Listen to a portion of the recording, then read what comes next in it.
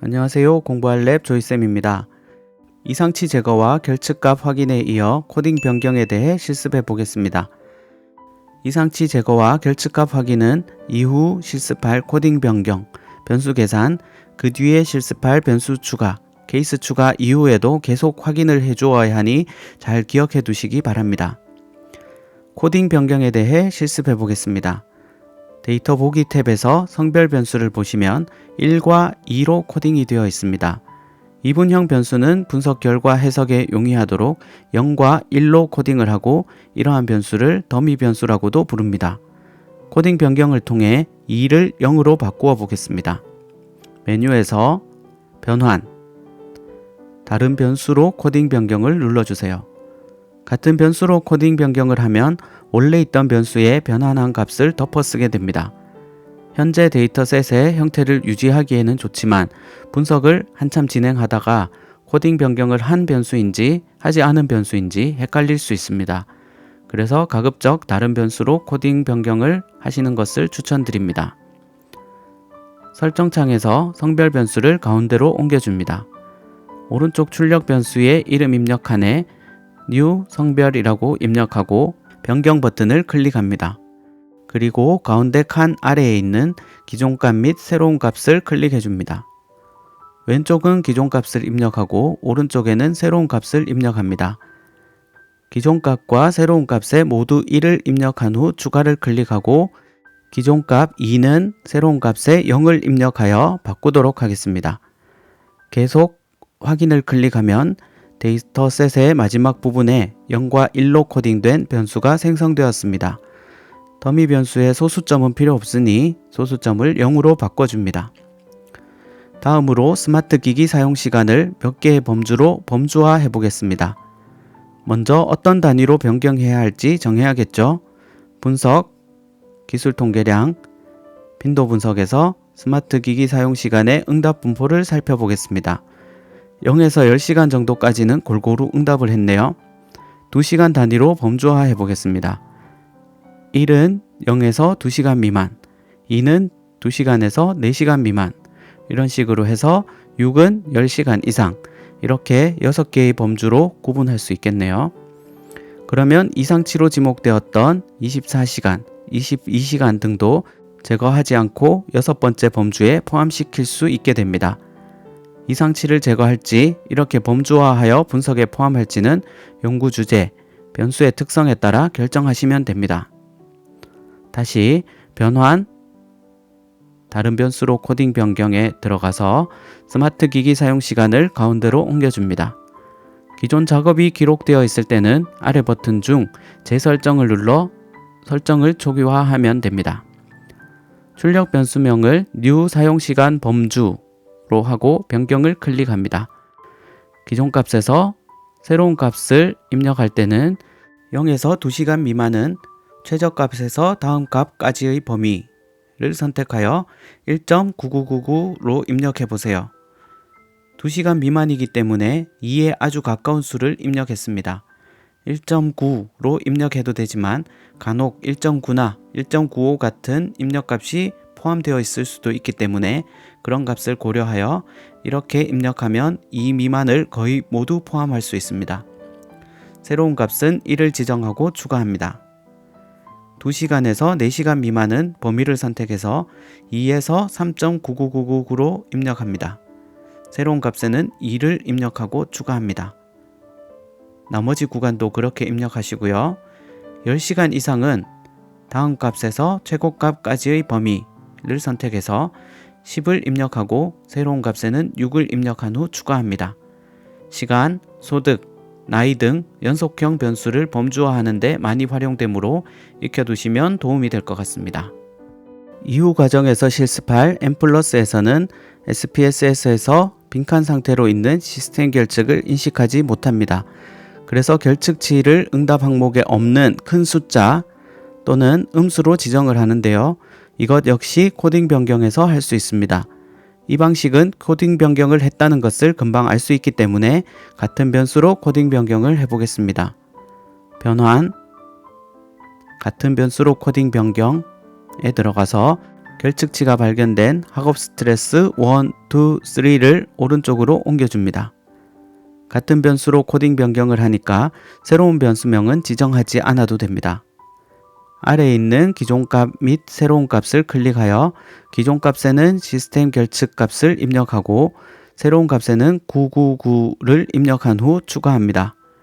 같은 변수로 코딩 변경에서는 원래 코딩은 그대로 살려두고 새로운 값만 바꿔주기 때문에 이 상태로 계속 확인을 클릭합니다. 결측치에 999가 입력되었습니다.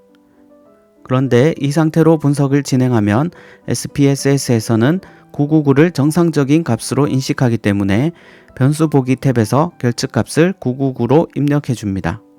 모두 하나하나 클릭해도 되고요. 999로 입력된 값을 복사하여 붙여넣기 해도 됩니다.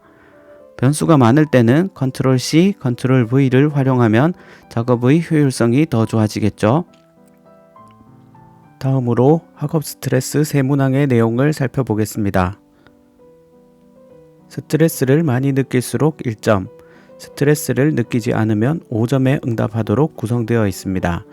점수상으로는 스트레스를 느끼지 않는 상태가 좋은 상태이므로 5점이 맞다고 생각할 수도 있겠지만 통계 분석을 할 때는 점수가 높을수록 그 변수의 특성이 잘 드러난다고 설명해야 합니다. 다른 변수와의 관계를 설명할 때 방향성을 맞추기 위함인데요. 예를 들어 학업 스트레스가 높을수록 학업 성취도가 낮아질 것이다 와 같은 가설이 그렇습니다. 그래서 점수가 높을수록 학업 스트레스가 높다고 응답을 바꾸어 주어야 합니다. 이러한 코딩 방법을 역코딩이라고 합니다. 학업 스트레스 세문항을 역코딩 해주겠습니다. 메뉴, 변환, 다른 변수로 코딩 변경을 클릭합니다. 학업 스트레스 세문항을 가운데로 옮겨줍니다. 오른쪽 출력 변수의 이름 입력칸에 New 학업 스트레스 1, 2, 3라고 각각 입력하고 변경해 줍니다.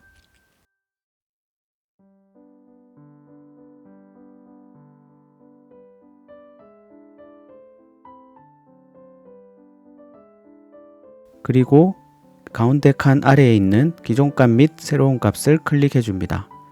기존 값 1은 새로운 값 5로 변경을 하고 기존 값 2는 새로운 값 4로, 기존 값 3은 그대로 3으로, 기존 값 4는 새로운 값 2로, 기존 값 5는 새로운 값 1로 변경해 주고 계속 확인을 클릭하면 점수가 정반대로 바뀐 변수가 생성됩니다.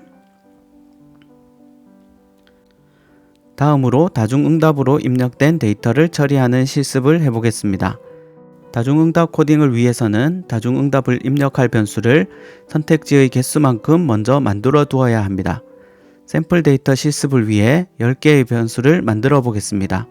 사용 이유 1에서 사용 이유 10까지 만들어 줍니다. 다중응답은 두 가지 방식으로 코딩할 수 있습니다.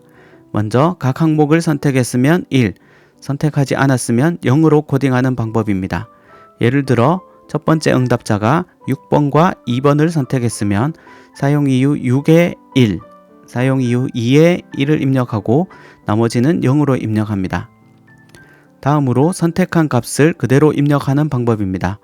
사용 이유 1에서 6, 사용 이유 2에 2를 입력하는 방법입니다. 설문지를 하나씩 보면서 코딩할 때는 이런 방법으로 하시면 됩니다.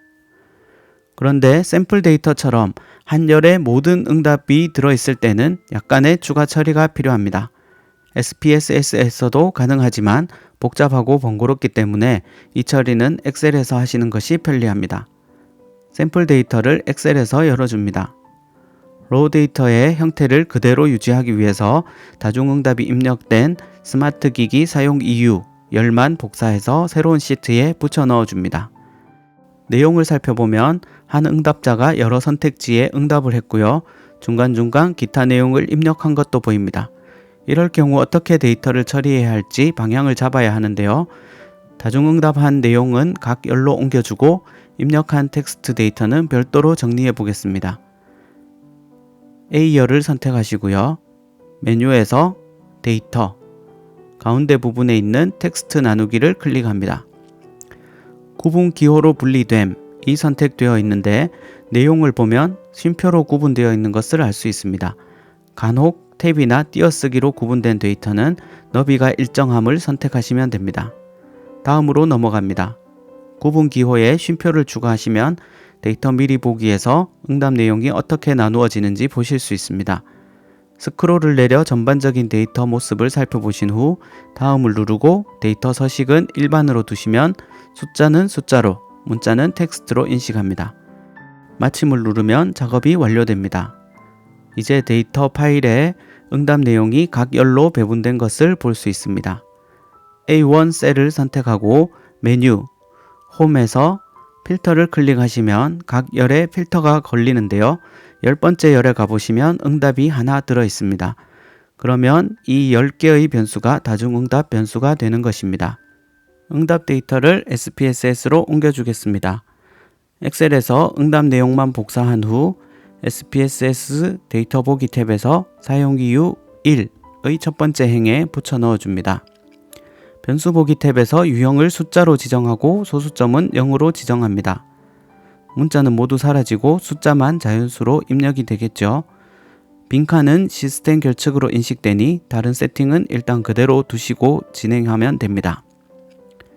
입력 내용을 한번 확인해 주시고요. 응답 분포를 파악하기 위하여 메뉴에서 분석, 다중반응, 변수군 정의로 가봅니다. 새로 만든 변수 10개를 가운데로 옮기고요. 변수 코딩 형식은 범주로 지정하여 1에서 10까지로 지정하고 변수 이름을 지정합니다.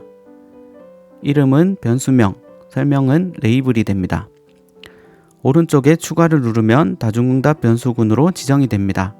만약 변수 코딩이 0과 1로 되어 있다면 이분형을 선택하시고 빈도값을 1로 지정하고 추가하면 됩니다. 다시 메뉴에서 분석, 다중반응으로 가시면 이제 빈도 분석과 교차 분석이 활성화된 것을 볼 수 있습니다. 빈도 분석을 누르고 변수를 오른쪽으로 옮겨서 확인을 클릭하면 빈도 분석 결과가 산출됩니다. 다음으로 기타 응답으로 입력된 내용이 있습니다. 이 경우에는 엑셀에서 열을 선택하여 복사하고 다음 열에서 복사한 셀을 삽입하여 똑같은 변수를 하나 더 만들어줍니다. 그리고 새로 만든 변수의 이름을 사용 이유 기타로 변경합니다. 열 전체를 선택하고 상단 메뉴에서 찾기, 바꾸기를 클릭합니다. 찾을 내용에 1, 띄어쓰기를 입력하고 바꿀 내용은 그대로 둔 상태로 모두 바꾸기를 해줍니다. 그러면 1, 띄어쓰기를 아무 내용도 없는 것으로 변경할 수 있습니다. 즉 1, 띄어쓰기를 일괄 삭제하는 것입니다. 이 과정을 반복하여 9, 띄어쓰기까지 모두 없애줍니다.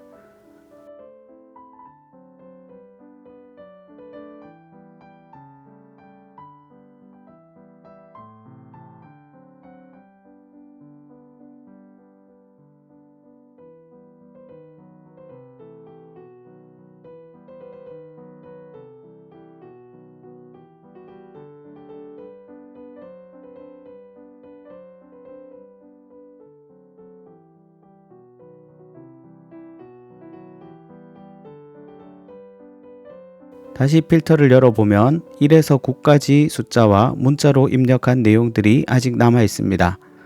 같은 방법으로 1에서 9까지도 모두 변경해주면 텍스트만 남게 됩니다. 간혹 기타 응답에 숫자가 포함된 경우가 있을 수도 있으니 필터의 내용을 살피거나 원래 변수와 비교하여 살펴본 후 변경을 마무리하시면 텍스트만 남은 변수가 만들어집니다. 이번 시간에는 깨끗하게 정리한 데이터의 코딩을 분석에 적절한 형태로 변경해보고 다중응답이 있을 경우 처리하는 방법에 대해 실습해 보았습니다. 다음 시간에는 변수 계산은 언제 필요하고 어떻게 하는지 실습해 보도록 하겠습니다. 수고하셨습니다.